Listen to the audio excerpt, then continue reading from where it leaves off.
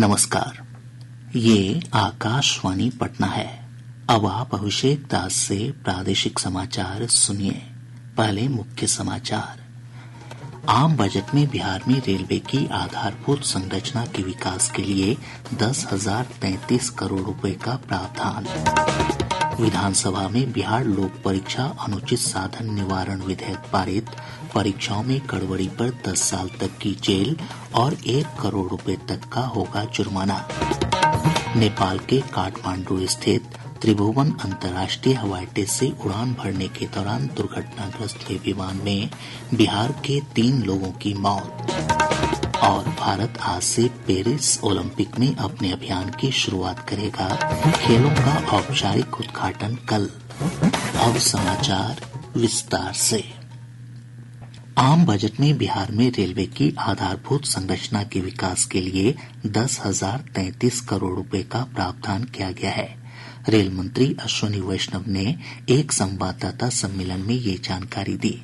उन्होंने बताया कि यूपीए सरकार की तुलना में यह राशि 9 गुना अधिक है। श्री वैष्णव ने बताया कि बिहार में अभी 79,356 करोड़ रुपए की परियोजनाएं चल रही हैं। साथ ही अमृत भारत रेलवे स्टेशन के तहत 92 स्टेशन का पुनर्विकास किया जा रहा है। श्री वैष्णव ने बताया कि बिहार में रेल विद्युतीकरण का काम 100% पूरा कर लिया गया है। बिहार में रिकॉर्ड एलोकेशन हुआ है 10,033 करोड़ रुपए का बजट में रेलवे के डेवलपमेंट के लिए। बिहार में 79,000 करोड़ रुपीस के प्रोजेक्ट्स रेलवे के टोटल इन्वेस्टमेंट होगा। बिहार 100% इलेक्ट्रीफाई हो गया है और अभी काम की प्रोग्रेस बहुत तेज हुई है। संवाददाता सम्मेलन में दानापुर मंडल के टीआरएम जयंत कुमार चौधरी ने बताया कि दीनदयाल उपाध्याय से झाझा के बीच तीसरी और चौथी रेल लाइन का निर्माण किया जाएगा। इस पर 16,000 करोड़ रुपए की लागत आएगी। उन्होंने बताया कि यह बिहार के इतिहास में सबसे बड़ी रेल परियोजना होगी। श्री चौधरी ने कहा कि बख्तियारपुर से तिलैया के बीच 2,400 करोड़ रुपए की लागत से एनर्जी कॉरिडोर का विकास किया जाएगा। वहीं भभुआ से दिलदार नगर के बीच 800 करोड़ रुपए की लागत से नई रेल लाइन बनेगी। पटना में हार्डिंग पार्क की जमीन पर पैसेंजर टर्मिनल का निर्माण होगा, जहां 5 प्लेटफॉर्म होंगे। श्री चौधरी ने बताया कि नेउरा से तनियावा के बीच मार्च महीने से ट्रेन परिचालन शुरू हो जाएगा। उन्होंने बताया कि इस साल के अंत तक या अगले वर्ष की शुरुआत में पटना से दिल्ली के बीच स्लीपर वंदे भारत ट्रेन की शुरुआत कर दी जाएगी। केंद्रीय बजट 2024-25 में शिक्षा संबंधी प्रावधानों की बिहार के उच्च शिक्षण संस्थानों के प्रमुखों ने सराहना की है। आकाशवाणी समाचार से बातचीत में राजगीर स्थित नालंदा विश्वविद्यालय के अंतरिम कुलपति प्रोफेसर अभय कुमार सिंह ने कहा कि यह बजट नालंदा विश्वविद्यालय की विरासत को पुनर्स्थापित करने के प्रयासों को मजबूती देगा। उन्होंने नालंदा विश्वविद्यालय और राजगीर के विकास के साथ साथ गया में पर्यटन गलियारे के लिए बजट में आवंटन किए जाने पर प्रसन्नता जताई।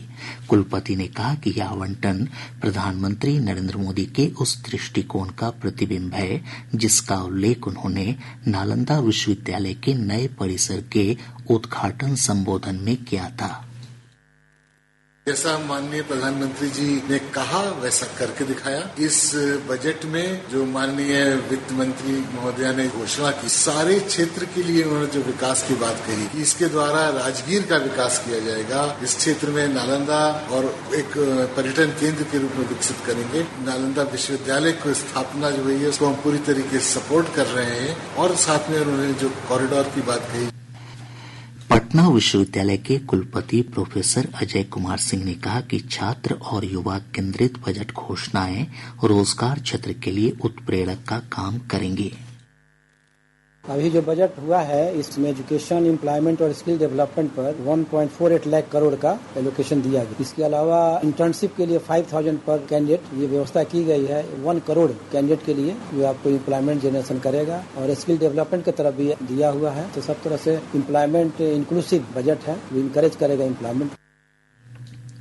बिहार विधानसभा ने प्रश्न पत्र लीक होने और सरकारी प्रतियोगी परीक्षाओं में अनियमितताओं पर अंकुश लगाने के लिए एक विधेयक पारित किया है।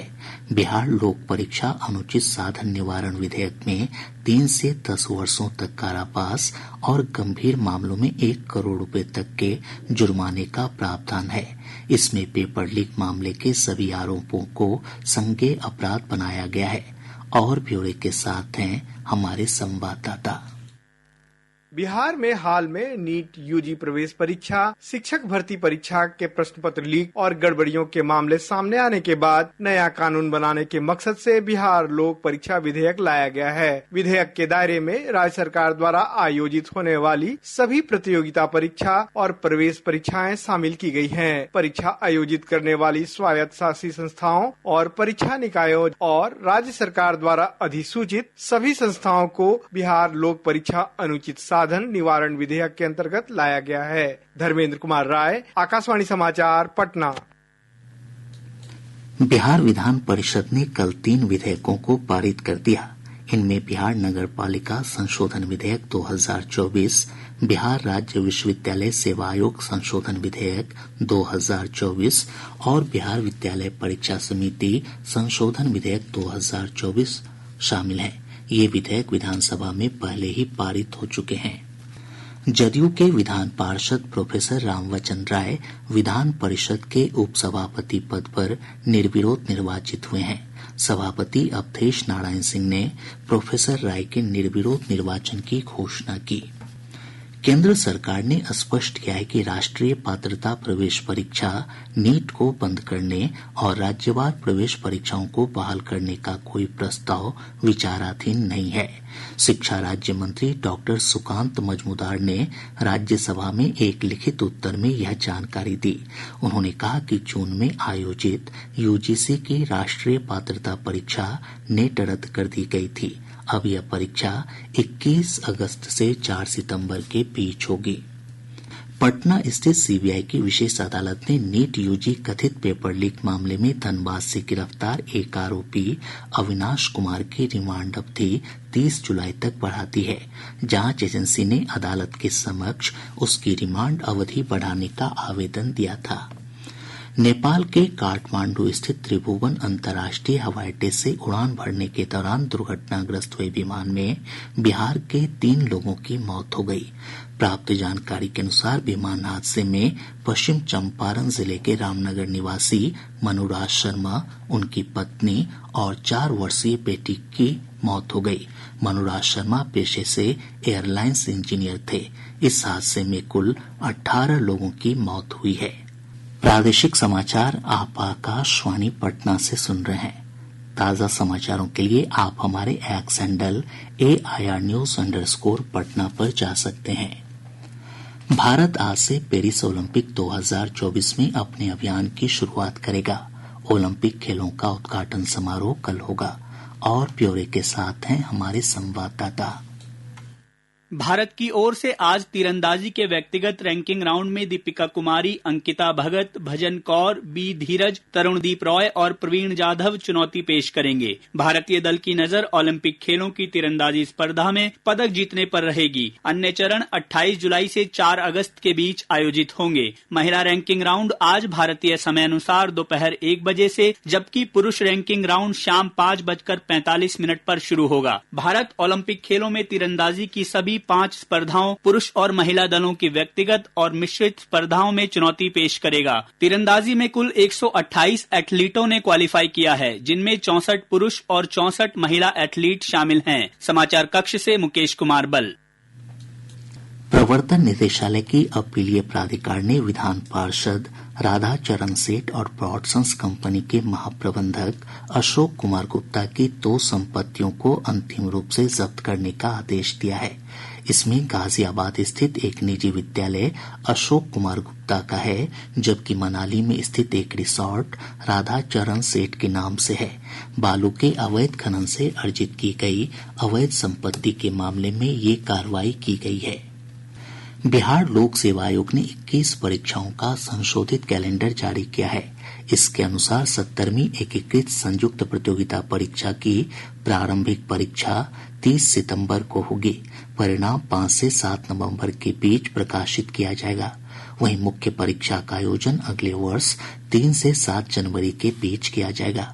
69वीं संयुक्त परीक्षा का अंतिम परिणाम 31 अगस्त तक प्रकाशित किया जाएगा। पूरे प्रदेश का मौसम शुष्क बना हुआ है। मानसून के कमजोर होने के कारण बारिश की गतिविधियों में कमी आई है। मौसम विज्ञान केंद्र पटना की वैज्ञानिक ने बताया कि अगले 48 घंटों के दौरान मौसम के रुख में किसी विशेष परिवर्तन की संभावना नहीं है। दक्षिण बिहार में कुछ स्थानों पर जबकि उत्तर बिहार में 1-2 स्थानों पर हल्की बारिश हो सकती है।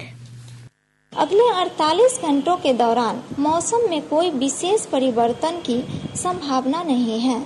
दक्षिण बिहार के कुछ स्थानों एवं उत्तर बिहार के 1 या 2 स्थानों में हल्की सी मध्यम वर्षा गरज चमक के साथ होने का पूर्वानुमान है। गया जिले के शेरघाटी व्यवहार न्यायालय परिसर में अपराधियों ने पेशी के लिए लाए गए हत्या के आरोपी फोटो खान पर फायरिंग की। इस घटना में आरोपी के साथ ही एक पुलिसकर्मी भी घायल हुआ है। पुलिस ने इस मामले में 2 लोगों को हिरासत में लिया है। गौरतलब है कि फोटो खान लोजपा रामविलास के नेता मोहम्मद अनवर खान की बेटी की हत्या के मामले में आरोपी है। गया जिले के बेलागंज थाने में पदस्थापित दारोगा अजीत कुमार सिन्हा, रीना कुमारी और अमित कुमार को निलंबित कर दिया गया है।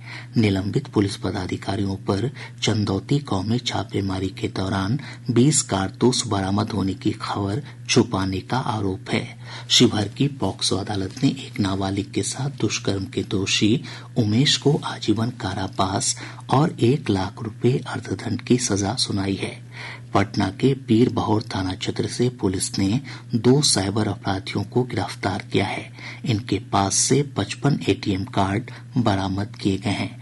मोतिहारी के तेबराहा बाबा चौक के पास अपराधियों ने एक सीएसपी संचालक को गोली मारकर 8 लाख रुपए लूट लिए। अब पटना से प्रकाशित प्रमुख समाचार पत्रों की सुर्खियां। आज के सभी समाचार पत्रों ने बिहार विधानमंडल की कार्यवाही से जुड़ी खबरों को प्रमुखता से प्रकाशित किया है। हिन्दुस्तान की सुर्खी है, विधानसभा में बिहार लोक परीक्षा अनुचित साधन निवारण विधेयक पारित, पेपर लीक पर 3 से 10 साल तक की सजा, 1 करोड़ रुपए तक का जुर्माना। दैनिक जागरण ने लिखा है, सदन में विपक्ष के हंगामे पर नाराज हुए मुख्यमंत्री ने कहा, आप लोग कुछ सुनना नहीं, सिर्फ हंगामा करना चाहते हैं। दैनिक भास्कर ने अपने विशेष रिपोर्ट में लिखा है, सोनपुर में एक ही परिवार के लोग जाली डिग्री बना रहे, सुबह तक अनपढ़, 2000 दें, शाम तक ग्रेजुएट हो जाएंगे। प्रभात खबर ने सीबीआई के हवाले से लिखा है, पटना के 35 समेत 150 छात्रों में बंटा था नीट पेपर। राष्ट्रीय सहारा ने लिखा है, काठमांडू में प्लेन क्रैश, 18 की मौत। आज अखबार लिखता है, शराब की 2 बोतल मिलने पर 7 लाख रुपए के जुर्माने से पटना हाईकोर्ट हैरान। और अब अंत में मुख्य समाचार एक बार फिर। आम बजट में बिहार में रेलवे की आधारभूत संरचना के विकास के लिए 10,033 करोड़ रुपए का प्रावधान। विधानसभा में बिहार लोक परीक्षा अनुचित साधन निवारण विधेयक पारित, परीक्षाओं में गड़बड़ी पर 10 साल तक की जेल और 1 करोड़ रुपए तक का होगा जुर्माना। नेपाल के काठमांडू स्थित त्रिभुवन अंतर्राष्ट्रीय हवाई अड्डे से उड़ान भरने के दौरान दुर्घटनाग्रस्त हुए विमान में बिहार के 3 लोगों की मौत। और भारत आज से पेरिस ओलंपिक में अपने अभियान की शुरुआत करेगा। खेलों का औपचारिक उद्घाटन कल। इसके साथ ही आकाशवाणी पटना से प्रसारित प्रादेशिक समाचार का ये अंक समाप्त हुआ।